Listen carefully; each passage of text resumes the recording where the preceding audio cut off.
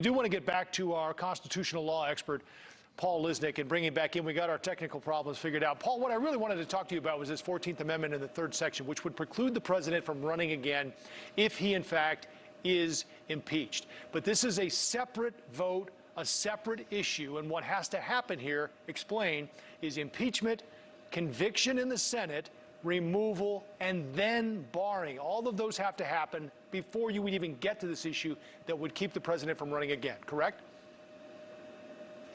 That's correct, Joe. And I think the reason you're raising the 14th Amendment, Section 3, is because there have been a couple of constitutional folks who have said, you know, that could be a plan B. If they don't vote to convict him, then maybe they could still get him on that sedition clause of the 14th Amendment, which was written and entered into the Constitution after the Civil War. But the bottom line is you still need a conviction related to sedition if you're going to do anything to him, including keeping him from running again. So it is actually the basis of the impeachment article. They recognize that provision, but pretty much that what you just set out is the way it has to go. So keeping the president from running seemed to be a motivation for the Democrats, but it could also be a motivation for Republicans. As we hear late tonight, according to the New York Times, that Mitch McConnell said to be pleased about impeachment, believing that it would be easier to purge the president from the GOP, if you believe that report. Well, if you believe that report from the New York Times, that's earthquake territory, because basically one would expect McConnell to, of course, oppose it. But once McConnell steps out of the way, and he has also said he is not going to whip the senators, meaning he's going to put no pressure on anybody to vote. They can vote however they want.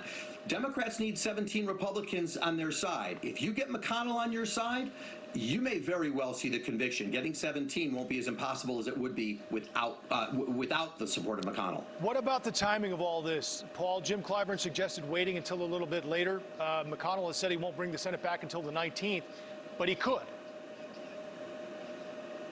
So McConnell said he has no power to bring the Senate back unless 100 senators agree for that to happen. That's not true. A law was passed in 2004 that says the Senate can come back in an emergency situation as long as the majority and the minority leader agree. Chuck Schumer's already agreed. He says McConnell ought to agree. That's all you need to bring them back, because they say this is an emergency situation.